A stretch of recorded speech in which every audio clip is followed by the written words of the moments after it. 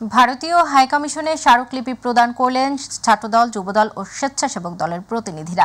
ভারতের ত্রিপুরা রাজ্যের আগরতলায় বাংলাদেশের সহকারী হাইকমিশনে হামলা ও জাতীয় পতাকার অবমাননা এবং সাম্প্রদায়িক দাঙ্গা সৃষ্টির অপচেষ্টার প্রতিবাদে বিএনপির এই ৩ অঙ্গ সংগঠন যৌথভাবে এই কর্মসূচির ডাক দেয়। বেলা 11:30টায় নয়াপল্টনে দলটির কেন্দ্রীয় কার্যালয়ের সামনে থেকে এই কর্মসূচি শুরু হয়।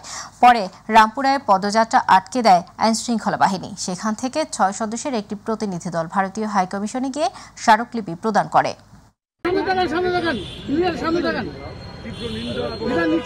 আমাদের এই প্রতিবাদ কর্মসূচি শান্তিপূর্ণ কর্মসূচি ছিল। আমরা কোনো প্রকার সন্ত্রাসে বিশ্বাসী না। বাংলাদেশের মুসলমান, শান্তিপ্রিয় মুসলমান, আমরা কোনো সাম্প্রদায়িক দাঙ্গার মধ্যে আমরা নাই। দেখেন, এই 95% ভারত বাংলাদেশ সম্পর্কে উন্নয়নে সচিব পর্যায়ের বৈঠকে ফলপ্রসূ আলোচনা হবার প্রত্যাশা ব্যক্ত করেছেন পররাষ্ট্র উপদেষ্টা তৌহিদ হোসেন।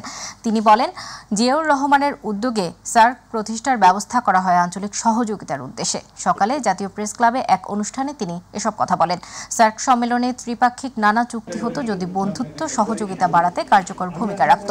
তবে এই সম্মেলন বন্ধ হওয়ার কারণে কিছুটা বাধাগ্রস্ত হয়েছে সম্পর্ক।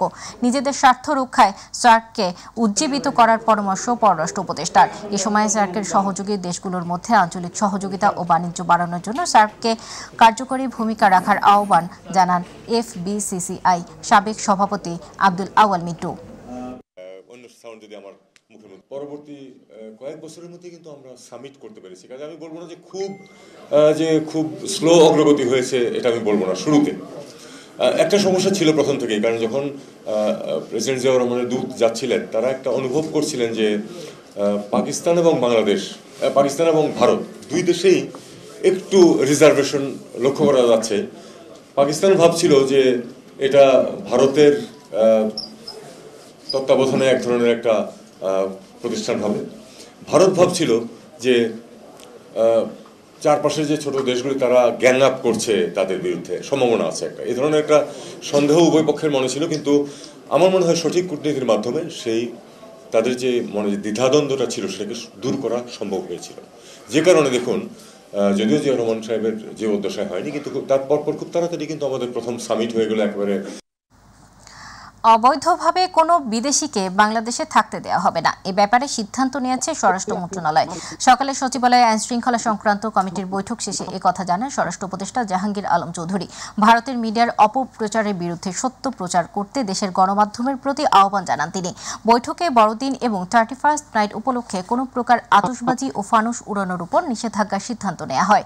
স্বরাষ্ট্র উপদেষ্টা জানান, সীমান্তে আইন শৃঙ্খলা বাহিনী যথেষ্ট সতর্ক অবস্থানে রয়েছে, কোনো প্রকার অনুপ্রবেশ বরদাস্ত করা হবে না। বিদেশি আজকে আমরা আপনারা দেখবেন যে পেপারে আমরা দিচ্ছি, আপনাদের কাছে অনুরোধ এই বিজ্ঞপ্তিটা যেন ভালোভাবে প্রকাশ করেন।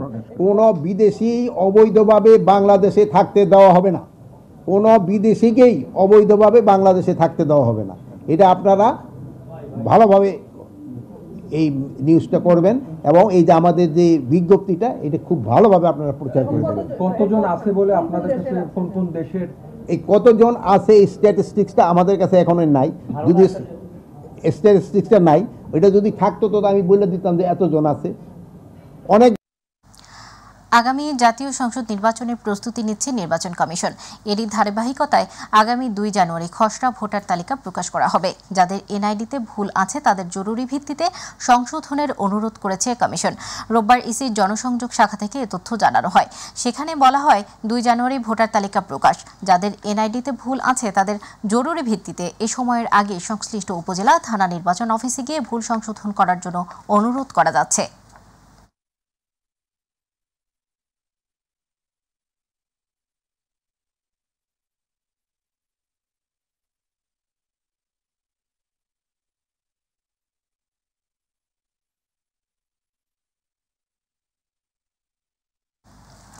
বিএনপি মহাসচিব মির্জা ফখরুল ইসলাম আলমগীর বলেছেন, নির্বাচনের জন্য পুরোপুরি প্রস্তুত বিএনপি। আইনি প্রক্রিয়া শেষ করেই দেশে ফিরবেন তারেক রহমান। লন্ডনে সাংবাদিকদের সাথে মতবিনিময়ে একথা জানিয়েছেন তিনি। নির্বাচন ইস্যুতে তিনি বলেন, অন্তর্বর্তীকালীন সরকার যখন মনে করবে সংস্কার হয়েছে তখন নির্বাচন দেবে। মির্জা ফখরুল বলেন, ভারতের সাথে সময় অনুযায়ী প্রয়োজন অনুযায়ী নীতি হবে, তবে দেশের সার্বভৌমত্বের উপর আঘাত মানা হবে না।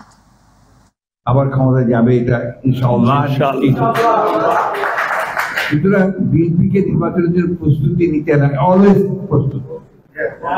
কালকে বলবেন, কালকে আপনি নির্বাচন করবেন ইনশাআল্লাহ। একটা টোটাল পলিটিক্যাল পার্টি, এটা মাথায় রাখতে হবে। বিচারের যে বিষয়গুলো আছে এটাকে নষ্ট করে ফেলছে, পলিট করে ফেলছে, ওই জায়গাটাকে আবার আমাদেরকে ফিরিয়ে আনতে হবে। ন্যায় বিচার প্রতিষ্ঠিত যদি হয় সেটা করতে যেতে হবে। ভারতীয় মিডিয়া সহ যারা গুজব ছড়াচ্ছে, সত্যতা যাচাইয়ে তাদের বাংলাদেশে আমন্ত্রণ জানিয়েছেন প্রধান উপদেষ্টার প্রেস সচিব Shafiqul Alam.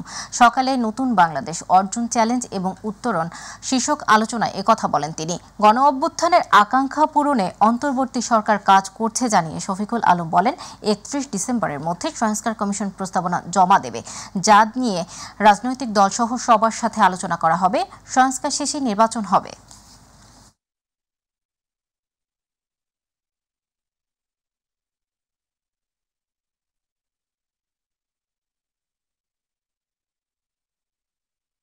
Settlement that will be durable, just like the way what Thomas Jefferson and his friends Madison or Alexander Hamilton did in the late 18th century for America. We won the independence, we became restless. বহুল আলোচিত চট্টগ্রামে 10 truck অস্ত্র চোরাচালানের ঘটনায় করা মামলায় appeal শুনানিতে আসামিদের পক্ষে যুক্তিতর্ক উপস্থাপন শুরু হয়েছে। বেলা 11:15টায় বিচারপতি মোস্তফা জামান ইসলাম ও বিচারপতি নাসরিন আকরাতের সমন্বয়ে গঠিত হাইকোর্ট বেঞ্চে যুক্তিতর্ক উপস্থাপন শুরু হয়। আদালতে আসামিদের পক্ষে যুক্তিতর্ক উপস্থাপন করেছেন আইনজীবী মোহাম্মদ শিশির মনির। এর আগে গত 6 নভেম্বর চট্টগ্রামে 10 ট্রাক অস্ত্র চোরাচালানের ঘটনায় করা মামলায় আসামিদের ডেথ রেফারেন্স ও আপিলের উপর শুনানি শুরু হয়। সেদিন সাবেক স্বরাষ্ট্র প্রতিমন্ত্রী লুৎফুজ্জামান বাবু সহ কয়েকজন আসামির পক্ষে শুনানিতে ছিলেন জ্যেষ্ঠ আইনজীবী এস.এম. শাহজাহান। 2004 সালের 1 এপ্রিল CUFL ঘাট থেকে আটক করা হয় 10 ট্রাক ভর্তি অস্ত্রের চালান। এ নিয়ে কর্ণফুলী থানায় অস্ত্র আইন ও বিশেষ ক্ষমতা আইনে চোরাচালানের অভিযোগ এনে 2টি মামলা হয়। অন্তর্বর্তী সরকারের প্রধান উপদেষ্টা ডক্টর মোহাম্মদ ইউনূসের বিরুদ্ধে শ্রম আইনের 5 মামলার কার্যক্রম বাতিল করে হাইকোর্টের দেয়া রায় বহাল রেখেছেন আপিল বিভাগ। আজ হাইকোর্টের রায়ের বিরুদ্ধে রাষ্ট্রপক্ষের করা লিভ টু আপিল খারিজ করে দেন বিচারপতি আশফাকুল ইসলামের নেতৃত্বাধীন 3 বিচারপতির বেঞ্চ। এর ফলে শ্রম আইনের 5 মামলার কার্যক্রম বাতিলই থাকবে। এর আগে গত 24 অক্টোবর শ্রম আইনের 5 মামলায় ও মানহানির 1 মামলার কার্যক্রম বাতিল করে দেন হাইকোর্ট। ডক্টর মোহাম্মদ ইউনূসের নামে যখন শ্রম আদালতে আলাদা 5টি মামলা হয়, তখন তিনি গ্রামীণ টেলিকমিউনিকেশনসের চেয়ারম্যান ছিলেন। ডক্টর ইউনূসের এগেনস্টে যে কমপ্লেন্ট পিটিশন ছিল সেই কমপ্লেন্ট পিটিশনগুলো কোয়াশ করে দেয়, এই বলে যে ওই মামলাগুলো আইনত রক্ষণীয় নয়। এই আদেশের বিরুদ্ধে আজকে আপিল বিভাগে রাষ্ট্র তরফ থেকে criminal petition for leave to appeal file করা হয়। শুনানি অন্তে এই ক্রিমিনাল পিটিশনগুলো খারিজ করে দিয়েছেন আপিল বিভাগ, অর্থাৎ হাইকোর্ট বিভাগের রায় বহাল। জয় বাংলাকে জাতীয় স্লোগানের রায় স্থগিত চেয়ে করা আবেদনের শুনানি চলতি সপ্তাহে হবে বলে জানিয়েছেন আপিল বিভাগ। সকালে আপিল বিভাগের জ্যেষ্ঠ বিচারপতি আশফাকুল ইসলামের নেতৃত্বাধীন হাইকোর্ট বেঞ্চ শুনানির এদিন ধার্য করেন। এর আগে জয় বাংলাকে জাতীয় স্লোগান ঘোষণা করে হাইকোর্টের দেয়া রায় স্থগিত চেয়ে আবেদন করে রাষ্ট্রপক্ষ। 2 ডিসেম্বর এ তথ্য জানান অতিরিক্ত অ্যাটর্নি জেনারেল ব্যারিস্টার অনিক আর হক। জয় বাংলাকে জাতীয় স্লোগান হিসেবে ঘোষণা চেয়ে 2017 সালে সুপ্রিম কোর্টের আইনজীবী ডক্টর বশির আহমেদ রিট করেন। 2020 সালের 10 মার্চ জয় বাংলাকে জাতীয় স্লোগান ঘোষণা করে রায় দেন বিচারপতি FRM নাজমুল আহসান ও বিচারপতি AKM কামরুল কাদেরের সমন্বয়ে গঠিত হাইকোর্ট বেঞ্চ।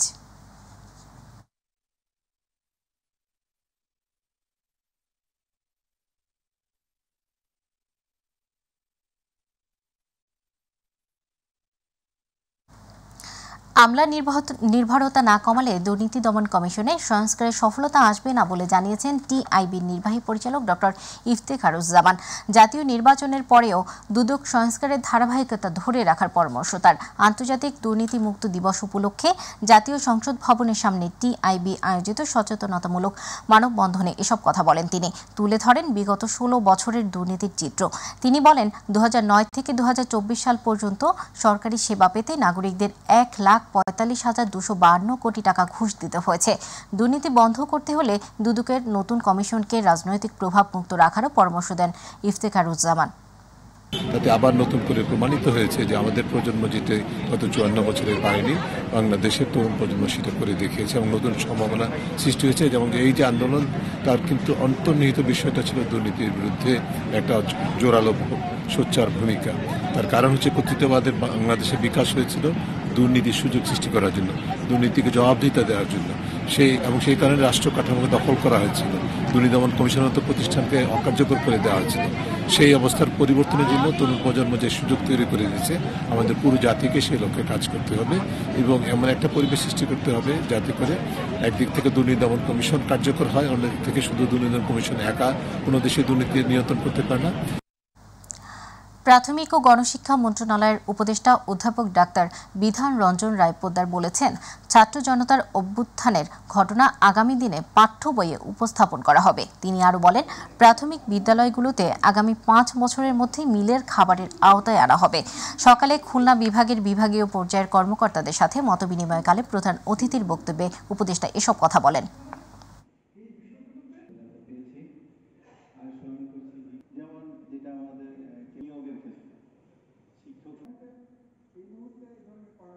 আমাদের ছাত্র গণঅভ্যুত্থানটা হয়ে গেল, তা বিভিন্নভাবে এটাতে প্রেজেন্ট করা হবে।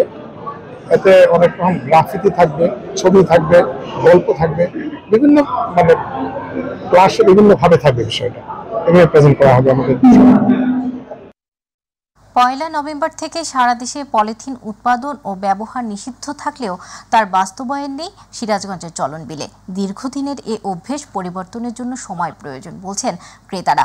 বাজারে বিকল্প নেই বলেই জনসাধারণের মধ্যে কার্যকারিতা নেই বলে মনে করেন পরিবেশ কর্মীরা। প্রতিনিধি সনাতন দাসের প্রতিবেদন জানাচ্ছেন ইলিয়াস কমল। সরকারের নিষেধাজ্ঞাকে অমান্য করেই উপজেলার বিভিন্ন হাটবাজার থেকে শুরু করে পাড়া মহল্লায় অবাধে ব্যবহার হচ্ছে পলিথিন।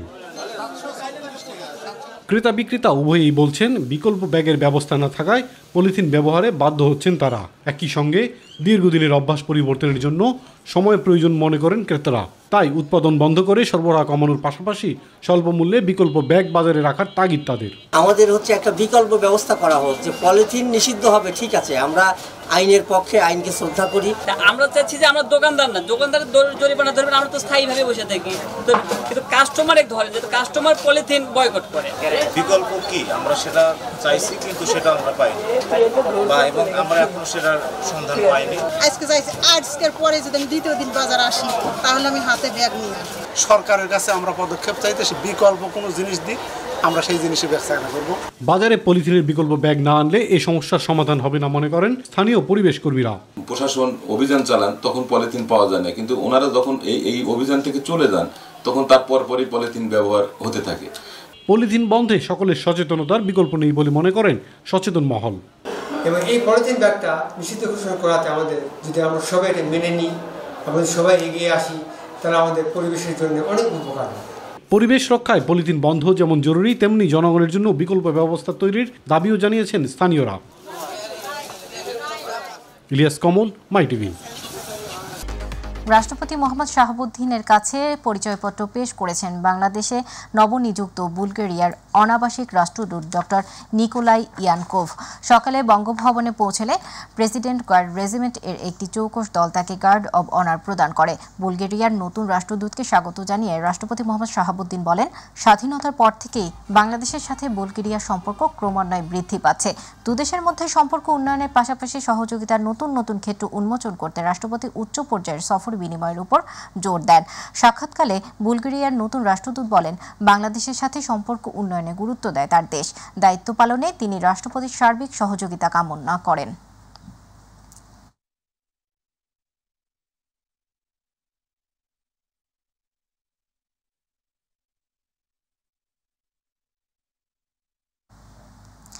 নানা আয়োজনের মধ্য দিয়ে শেষ হলো ওয়ালটন দেশের একক বৃহৎ শিল্প মেলা ATS এক্সপো 2024। রাজধানীর বসুন্ধরা আন্তর্জাতিক কনভেনশন হলে আয়োজিত 3 দিনব্যাপী এই আয়োজনে তুলে ধরা হয় ওয়ালটনের নিজস্ব সর্বাধুনিক ম্যানুফ্যাকচারিং ব্র্যান্ডস এ উৎপাদিত ইন্ডাস্ট্রিয়াল সামগ্রী। ওয়ালটন পণ্য সামগ্রী বিশ্বমানের হওয়ায় বাংলাদেশের ইতিমধ্যেই সম্মান বাড়িয়েছে। বর্তমান প্রযুক্তির উৎকর্ষতা কাজে লাগিয়ে ওয়ালটন পণ্য এখন বিশ্বমানের বলে জানিয়েছে ওয়ালটন কর্তৃপক্ষ। অনুষ্ঠানে বাণিজ্য উপদেষ্টা শেখ বশির উদ্দিন বলেন, 2026 সালে যে LDC গ্রাজুয়েশন হতে যাচ্ছে তার লক্ষ্যমাত্রা ঠিক রেখে খরচ আরও কমিয়ে আনতে হবে, যাতে বৈদেশিক মুদ্রা আরও সাশ্রয় করা যায়। চেয়ারম্যান, ভাইস চেয়ারম্যান এবং পরিচালক মণ্ডলী সদস্যবৃন্দ, দুই চোখ ছানা ভরা ওয়ালটন পরিবারের পক্ষ থেকে আপনাদের জানাই সশস্ত্র সালাম ও আন্তরিক শুভেচ্ছা। সেটাতে এই জিনিস সারা জীবন বিশ্বাস করেছি, সেটা হচ্ছে যে সাফল্য কোনো গন্তব্য নয়, এটা একটা যাত্রা। এবারে আমাদের কৃষি।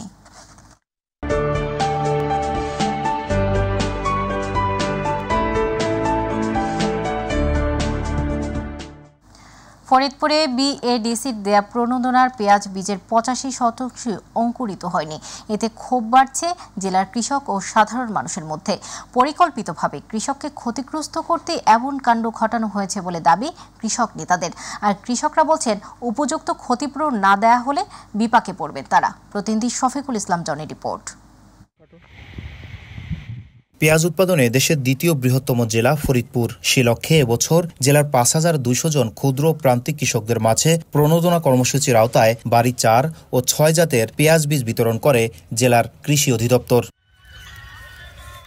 তবে চারা রোপণের দীর্ঘদিনেও বিএডিসি থেকে সরবরাহকৃত প্রণোদনার বীজের 15 থেকে 20 ভাগের উপরে কোথাও অঙ্কুরিত হয়নি। এতে ক্ষতির মুখে পড়েছেন জেলার কৃষকরা। কৃষি অফিস থেকে যে দানাগুলো দিচ্ছে, এই দানাগুলো এবার যে মাইটটা গেল আর কি, তো এটা আসলে কৃষকের জন্য বড় একটা ধাক্কা। এই দানাটা কৃষি অফিস থেকে দেয়, তা দেওয়ার পরে দানাগুলো মায়ের, প্রত্যেকের দানা মায়ের। এই দানা মায়ের এখন পেঁয়াজ যে লাগাবো, কৃষক হাহাকারের ভিতর আছে, কি করবে? 1 কেজি দানা কিনা 5000 টাকা লাগতো, আমার 5000 টাকা বিষয় না তো। ওই সময় আমার এই যে কাজটা যে অব্যাহত রইলো, এই ক্ষতিপূরণটাকে আমার তারা 10,000 টাকা দিল কি পুরোই দেওয়ার পারবি না। এই বছরে যে ক্ষতিগ্রস্ত, এখন আমাদের দানা হলো চারা কিনে ছাড়া আমাদের আর কোনো উপায় নাই, কিন্তু এখন দানা দিয়েও আমরা আর কোনো ক্ষেত খামার করতে পারবো না। প্রণোদনার নামে পরিকল্পিতভাবে দেয়া মানহীন বীজের মাধ্যমেই জেলার কৃষিকে ক্ষতিগ্রস্ত করা হচ্ছে। তাই এসবের সাথে সংশ্লিষ্টদের খুঁজে বের করার দাবি তাদের। এই সরকারের মাধ্যমে এই কর্মকর্তাদেরকে জানাইতে চাই, আপনার এর ক্ষতিপূরণ দিতে হবে। তা নইলে এই কৃষক সারা বছরটাই তাদের রিজিকের ব্যবস্থা, রুটি রোজগারের ব্যবস্থাই এই পেঁয়াজ থেকেই হয়। আমাদের মূল ফসলই পেঁয়াজ, আর সেই পেঁয়াজটাই, এটা আমার মনে হয় যে এটা একটা ষড়যন্ত্র। এটা একটা ষড়যন্ত্রমূলক যে কীভাবে এই কৃষি ধ্বংস করা যায় বাংলাদেশে।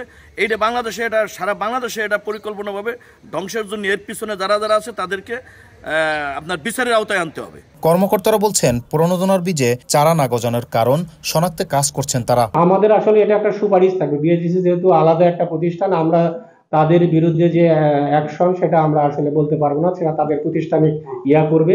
মাঠ পর্যায়ের যে চিত্র সেটা আমরা তুলে ধরেছি আর কি, যে মাঠের এই চিত্র, বাকিটি তাদের ডিপার্টমেন্ট এই বিষয়টি চিন্তা করবে। এখন রোগবালাই তো ধরেন আমাদেরও থাকে, এবং কোন অবস্থায় যে কি হয়েছে এগুলো আসলে দেখতে চাচ্ছে। সরকার ডিসিশন নিয়ে যে চাষির যে ক্ষতিটি হয়েছে, ক্ষতিপূরণের জন্য সরকার আবার নতুন করে প্রণোদনা দিয়েছে, ঠিক আছে? চলতি রবি মৌসুমে জেলার 46,260 হেক্টর জমিতে পেঁয়াজ আবাদ করে প্রায় 6.25 লাখ মেট্রিক টন পেঁয়াজ উৎপাদনের লক্ষ্য ধরা হয়েছে। শফিকুল ইসলাম জনি, মাই টিভি, ফরিদপুর।